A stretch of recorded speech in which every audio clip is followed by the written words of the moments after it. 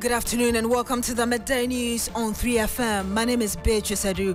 The news is also live on Kesmi 107.1 FM and across the world at 3news.com. Coming up in the next 30 minutes.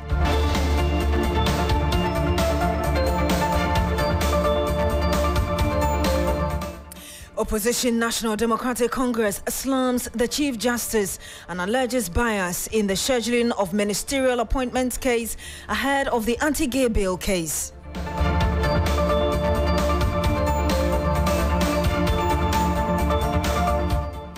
Also, Electricity Company of Ghana races against time to comply with the PURC directive to provide a load shedding schedule for consumers before close of day.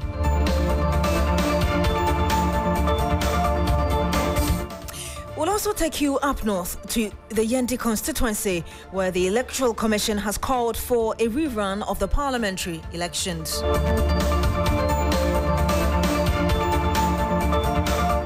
And much later, leader of Movement for Change, Alan Kwedo-Chemating, sells his great transformational plan to the Trades Union Congress. We'll bring you live updates of the engagement.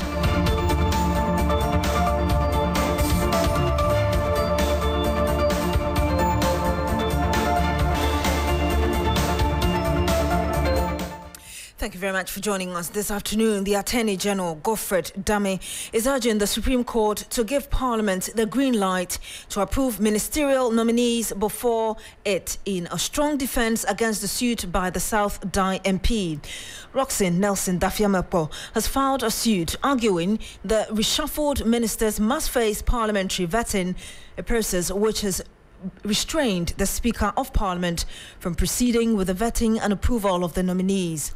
The case was not on the list of cases to be heard this week at the Supreme Court, but a revised schedule of case released on Tuesday, March 26, has the case slated for hearing on Wednesday, March 27. That's today. Let's walk you through first the reliefs being sought by the South Dai MP. Dafiamepo relieves a minister or deputy who has had their appointment revoked, terminated or relieved cannot be reassigned to another ministerial or deputy ministerial office without prior approval of Parliament. An order directing the President to submit to Parliament the names of the ministers and deputy ministers whose appointments were revoked and were subsequently reassigned. An order of interlocutory injunction restraining the Speaker of Parliament from proceeding with the vetting and approval of the names of the nominees of the President, and also an injunction against the reassigned ministers and an order restraining them from working or holding themselves as ministers. Let's hear the Attorney General's response. In that response, the AG says that the plaintiff has failed to demonstrate how the substance of his suit will be defeated or rendered nugatory by the refusal of an injunction. The AG also says that the President reserves the right to terminate appointment of ministers and deputies after they are approved by Parliament and reassign them to other portfolios without seeking a fresh approval of Parliament. The AG went on to say that no serious question of constitutionality, law, or fact arises from for determination in the instant action, and same should be dismissed by the court. Lord Eduasare is in court for us. He joins us. Okay, so Lord will be joining us very shortly on that case. He is in court listening to all the arguments going on there. Ahead of that, let's bring you this story. To publish or not to publish, the load shedding conundrum currently bedeviling the Electricity Company of Ghana. That, however, is to be determined today, with the power distributor having by close of day today to make available a timetable for Ghanaians. The Public Utilities Regulatory Commission has set today as deadline for ECG to provide a timetable for its consumers in areas where faulty transformers are causing persistent blackouts, as per the ECG's own explanation. Once again, let me walk you through what the issues are for some context. On March 21, ECG warned customers to brace up for more blackouts due to 630 faulty transformers.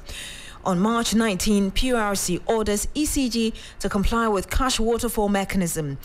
PURC orders ECG to produce timetable for customers over challenges with 630-40 transformers. March 25, deadline for compliance with cash waterfall mechanism. Deadline on March 27 will be deadline for publishing timetable for customers. So that is supposed to be today. Now it remains to be seen whether or not the ECG will comply with the PURC's directive and publish a timetable.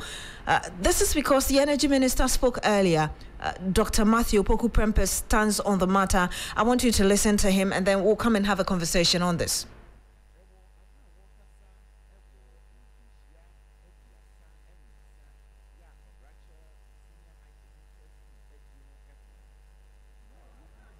You do admit that there's doom so. That is the word you used. I have never used that word. I promised you that we are going to work on it. And it's not a work that is a single event. It's a process. And we'll continue to work on it for the energy sector to become better. Have you heard of calls for a timetable? Ask those who want to bring it. They should bring the timetable. If there is, I haven't seen any timetable. So but people are calling for it. Say bring a timetable. What do you mean? The ECG says that there's no timetable coming. Why do you want to bring a timetable? What purpose? Why would somebody get up and wish evil or bad for the country? No, it's not about how bad it is. Actually, so when it is not planned, you can't tell the person. So it's necessary for. Did you live in this country under John? Did you live in this country under John? There was Energy Minister Dr. Matthew Opoku Prempeh speaking to journalists earlier. I'm joined on the line now by Nanaya Jantwa. She's a former Director of Public Relations and External Affairs at the PURC. Good afternoon to you, ma'am. Thank you for joining us. Good afternoon. How are you? I'm doing wonderful. Thank you for asking. I just introduced you as somebody who has worked with the PURC before, speaking for the PURC. I haven't heard the Energy Minister make those comments, particularly on the current power outages. Do you expect the ECG to comply? I mean, deadline to provide timetable is today. Who asked them to comply to what? You talked about the Energy Minister, and then you said they should comply to what? So the PURC issued a strong worded statement earlier asking the Electricity Company of Ghana to comply with certain directives on the 25th of and yes, orders. Today, one of the orders is to provide... It's an order. It is not orders. Order. An order is a legal thing. Yes, an order to... Yes, according to law, yeah. Okay. Yes, to provide a timetable for customers because customers are asking for it. And I'm asking you, in the context of that statement from the Energy Minister, do you think that the ECG will be complying with the PURC's directive? Thank you very much and good afternoon to your listeners. ECG has to comply, because the PURC is a regulator of the sector. And when the tariff is given, there are certain guidelines that you have to go by.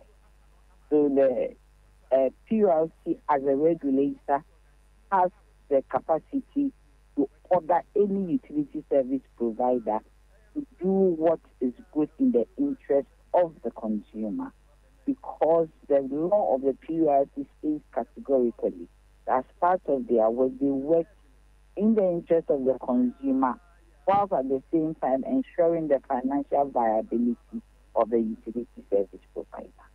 So if the PURC sends an order to any utility service provider, you have to comply. You have to comply, you say, and indeed that was evident in that strong-worded statement from the PURC reminding the ECG that it could face legal consequences if it failed this time around.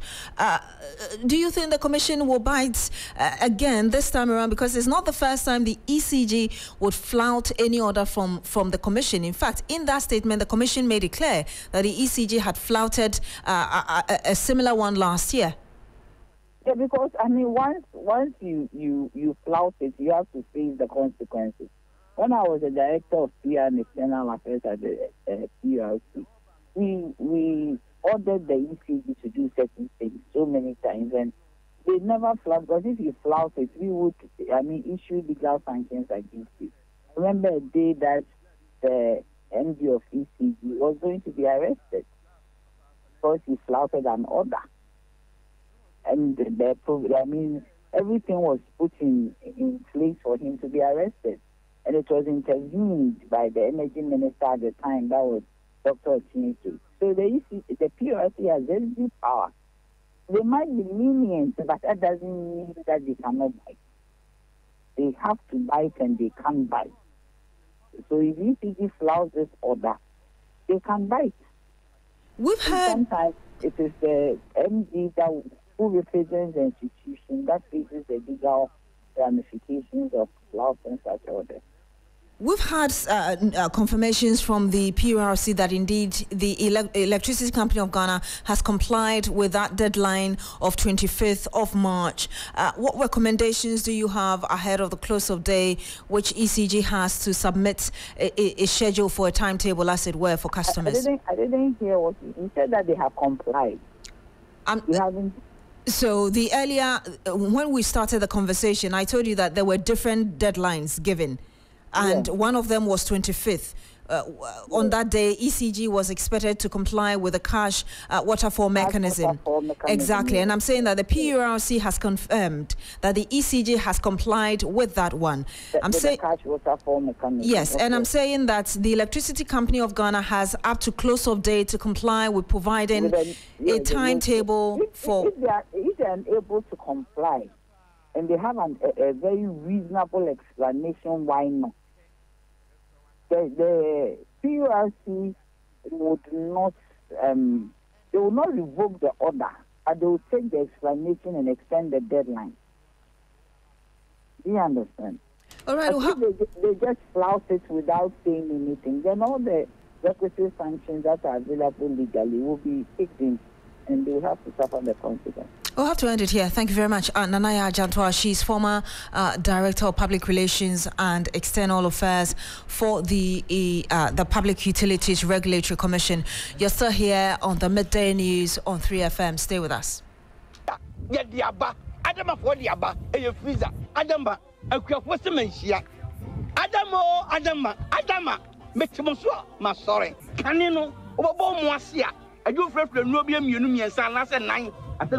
was here. Adam of what you have from one who said, yet the Adruba Cope, a ship will be a high technology. I could for freeze up. When Kwan, and once open your 15 letters. No fugum, what ya no fugum. What the bus here, if we be any of us, you, equity self, over Timono. Then we sure say, woman shown task here. No more send up for now, freezer, power up a day, freezer. Basia, a basson do so among. I'm one yaji. Me. Me was sick. Me. But you men never do a some doom. Adama, with that Adama, no queer. Adama, you can't resist. Ubenya Adama West Africa for a dream, or baby bear a tongue cry on who you. I feel Kayona Kinkai in Choya, a dream.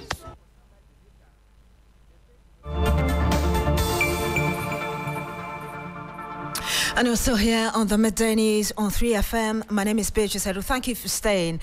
We still stay on the issues of power because the Tema General Hospital, that facility last night suffered a power outage, and there seems to have been some consequences there. First, let's hear how a health staff there captured the situation. Yama lights of what Tema General says here.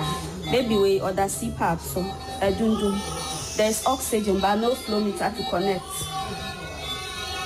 This baby is on CPAP. There's no light to connect, off. No flow meter to even connect with the oxygen. If we don't get light in few minutes, probability that we might lose a lot of babies is high. Samajeno and Niku. The whole world is full. No CPAP, no light. Everywhere is off. Everywhere is off. Babies are in beta. This baby is not fine. CPAP is off.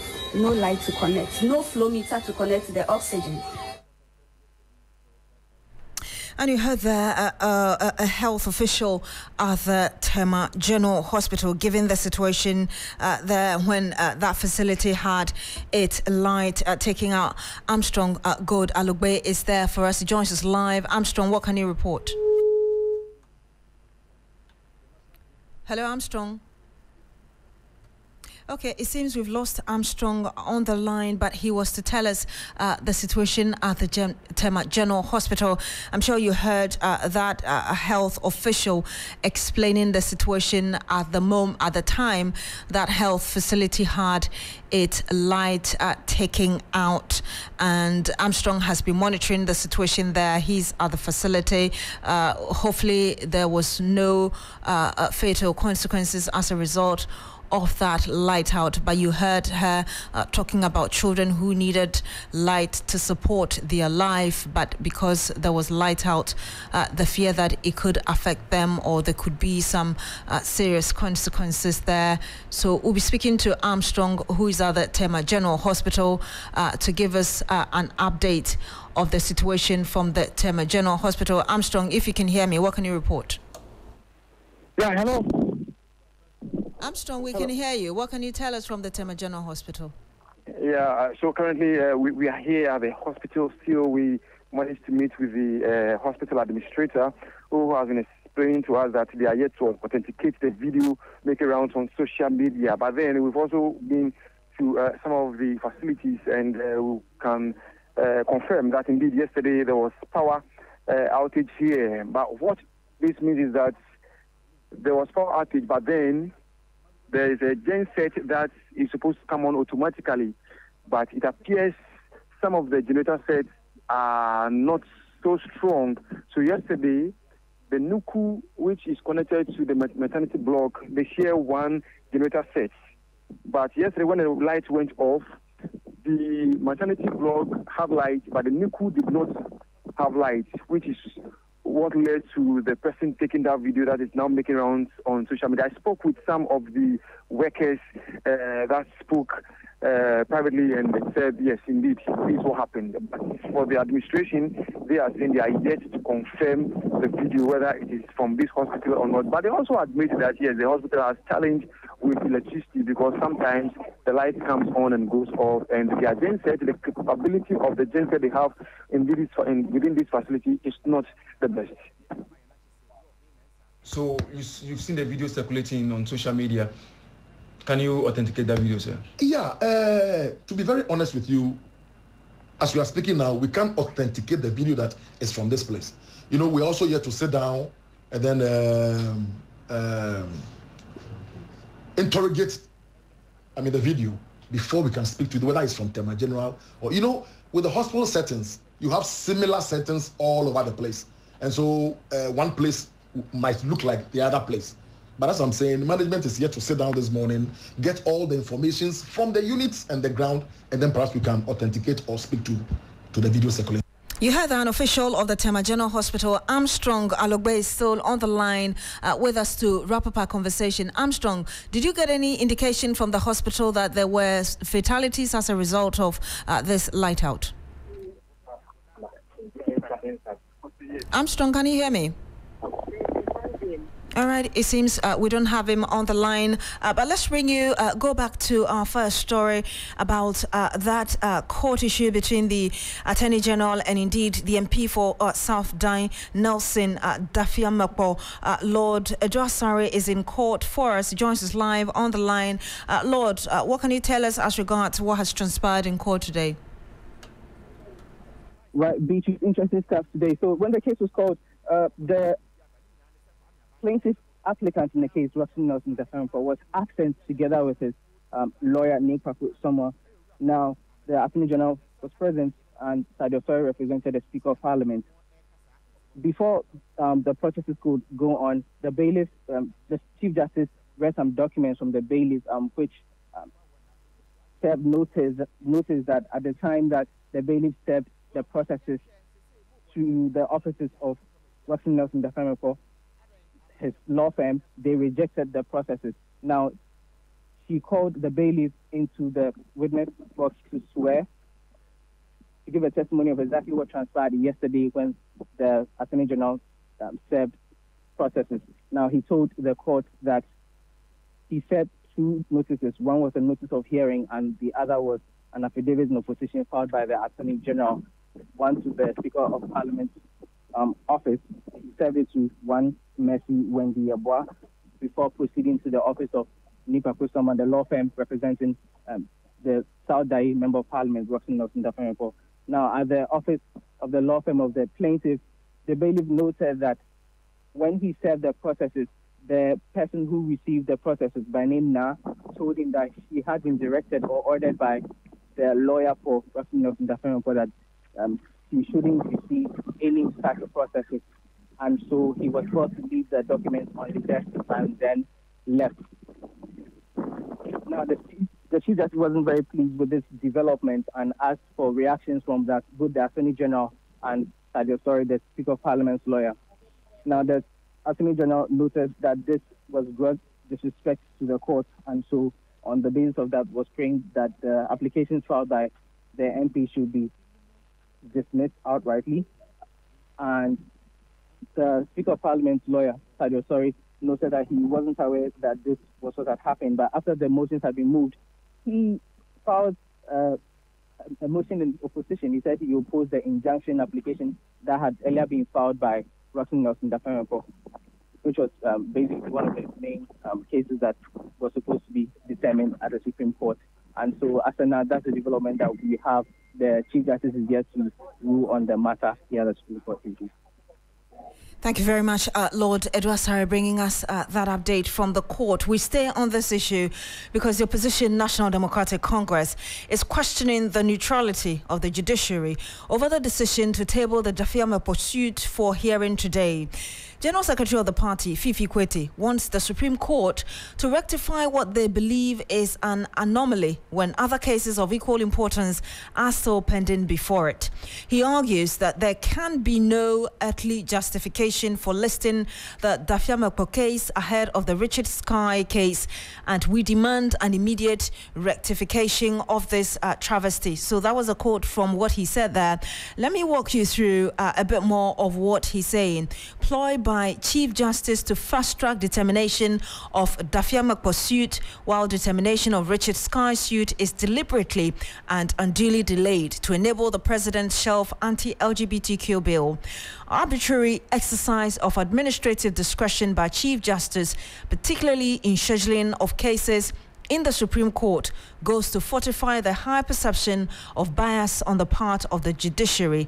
Such judicial manipulations go to confirm a growing public perception that the current Chief Justice is a pliant accomplice and arbiter of the misrule of the despotic Akufo-Addo Bawumia NPP government. And he concludes by saying there can be no earthly justification for listing the Dafiama case ahead of the Richard Sky case, and we demand an immediate rectification of this travesty. So that was a statement from Fifi Kwete, General Secretary of the Opposition NDC. I'm joined by private legal practitioner Martin Pegbu. Good afternoon to you, sir. Thank you for joining us. Hello? Okay. We seem to have lost Martin Pegbu. We'll try and raise him and bring you that conversation, but you're still here on the Midday News on 3FM. Stay with us.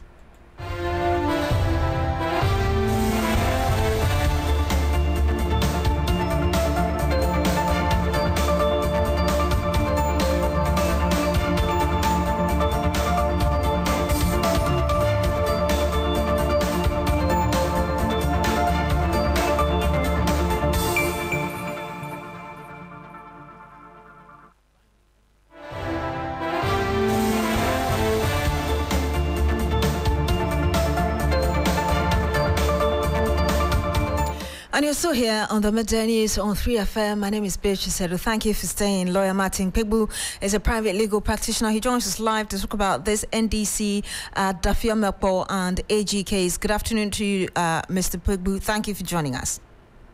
Good afternoon, Beatrice. Yeah, good. I believe every plaintiff's joy would be that their case will be called early. So why is the NDC that did not even file this case at the court complaining that the Chief Justice is being biased in calling the case early ahead of that of Richard Sky? Well, let's get some general principles, which are that, in a democracy, you need dissenting views to make the democracy work. So if you look at it in that light, there is value in what the NDC is complaining about, because you need, even when something appears to be good, trust me, when people complain that it's not good, it will surprise you that when that thing or a procedure is reviewed, to be seen that the improvements can be made. So for that one, we have to support the NDC that they've done well by complaining. If like we say in Chi, yeah, so any day the NDC is right in complaining. Now, let's go to the second point. Like you said, every plaintiff will be happy that the case gets called early, right?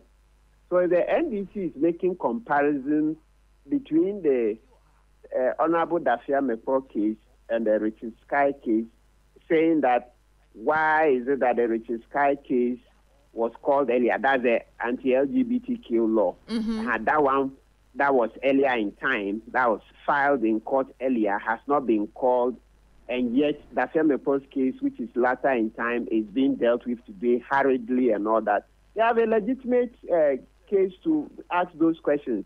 And indeed, the Supreme Court itself has not been happy with this situation where some cases that come later on are dealt with ahead of those that come early, etc. So in the case of CDD and 10 others versus Attorney General, that is the case of, we complained, that's the case we did challenging Akufo-Addo's go on leave order against Daniel Yaw-Demlevo, Auditor General. The Supreme Court addressed it and told the Rules of Court Committee, if you look in the Constitution, that's the committee that is tasked with making laws for the court, the rules that we use, that they should look at those issues and try to resolve them. That's come up with new rules. So this call by the NDC, this complaint by the NDC is an impetus for us to remind the rules of court that, hey, the Supreme Court itself has said they should look at how to come up with new rules that will address these kind of complaints and issues. So it's good. I mean, you can't fault the NDC for complaining. In a democracy, when you don't have dissenting views, we are finished. The NDC is clearly accusing the Chief Justice of being biased politically. You don't think that the NDC is playing the same game, but possibly it thinks that the CJ went ahead of it? Those ones, the NDC is playing the same game. As for motives, there can be many. So once again, I want to stay with the general principles that will help our democracy. So somebody can have an ulterior motive for doing something, but that ulterior motive too may coincide with a certain social good or a certain social objective. And so in that case, let's look at the social objective. It doesn't matter the collateral advantage the person is getting or collateral damage that another person may be suffering, okay, even though it's unjustified. As I said, I think my opinion on the fact that the Supreme Court in it's not Demlevo who went to court, but you see, because we were talking about Demlevo, I almost said Demlevo versus Attorney General. That is not the case. In the CDD case, the Supreme Court was clear because, we had complained. That is a case that people have complained that the time Akufo-Addo asked Demlevo to go on leave, that was the very time the Supreme Court should have dealt with the matter immediately. So you see that the public showed a lot of anger, a lot of disappointment, loss of confidence in the judicial system, etc. So in coming to a final decision, the Supreme Court addressed it that, hey, rules of court, look, the way our citizens are complaining, please look at this problem and resolve for us. So this NDC complaint too helps to remind the rules of court. If they are working, maybe the rules of court can come out with a statement that, we are working on the rules. So some of these issues that you are raising now will be dealt with. That's why I said any day the complaint serves a certain value, because in a democracy, you must have people complain. That's not the only case. There are also other cases where people complain that, I filed my case earlier. Why is the Supreme Court dealing with this case ahead of mine? So citizens, you ask litigants, many people to have had opportunity to complain. So it's okay, let's complain, because if you don't complain, you won't get your issues addressed. We'll have to end it here. Thank you very much, Martin Pebu. He is a private legal practitioner. Thank you for speaking to us. Now, Alan Martin has been touting his great transformational plan as the solution to Ghana's developmental challenges. GTP is anchored, among others, on the following pillars: building a strong macroeconomic environment, introducing a new agricultural revolution for Ghana, and promoting industrial transformation through value addition and the establishment of strategic anchor industries to diversify the Ghanaian economy. And we'll bring you more on that later.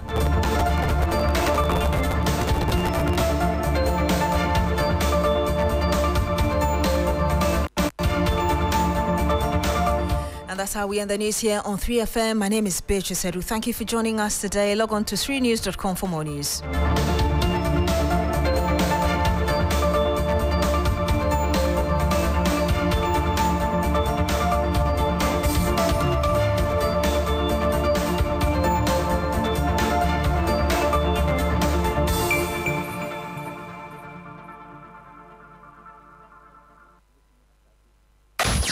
Accra gets busy on this frequency. 92.7 3FM.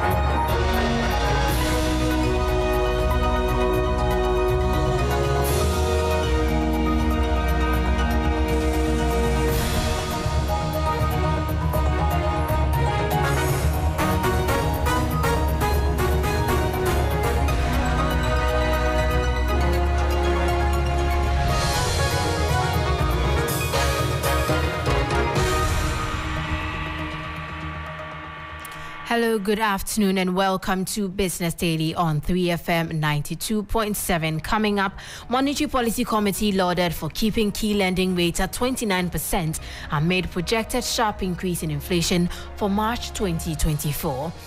Also, National Insurance Commission renews commitment to sanction insurance companies that fail to honor claims. We'll hear from Acting Commissioner Michael Ando. The sanctions are already in the directive that I talked about, the claims guideline that I talked about. The sanctions are in them. So there are already sanctions for all of this. We have details of these and more lined up for you in the next 10 minutes. Stay with me.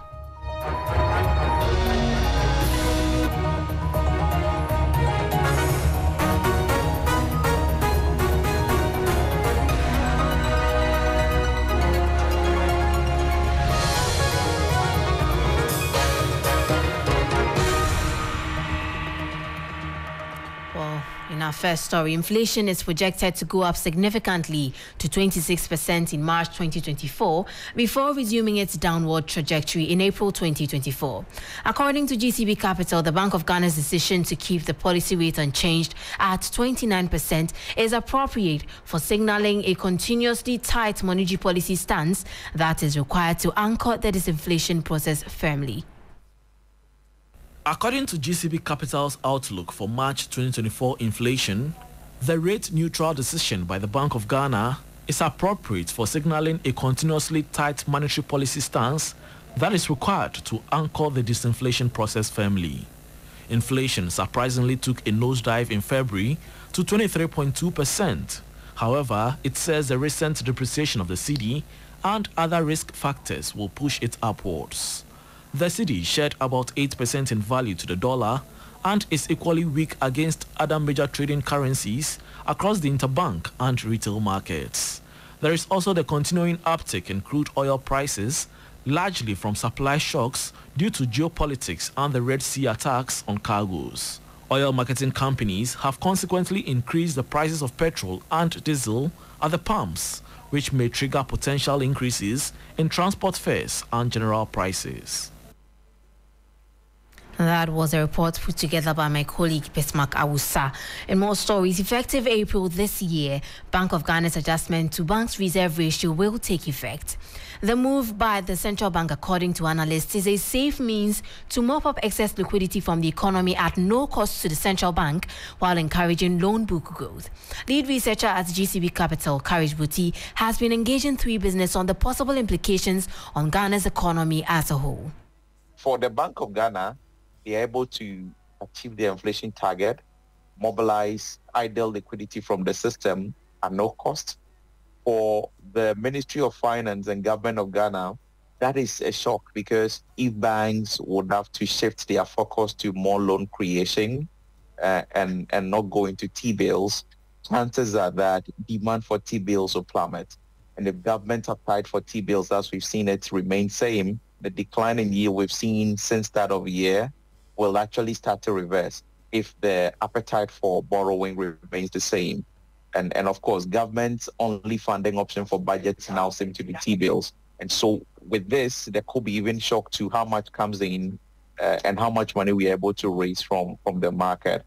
I think for the banks, they would have to end their profits now the hard way. Now you would have to create those hard loans. You have to do those analysis and taking on a bit more risk to make the revenues and the profits you make.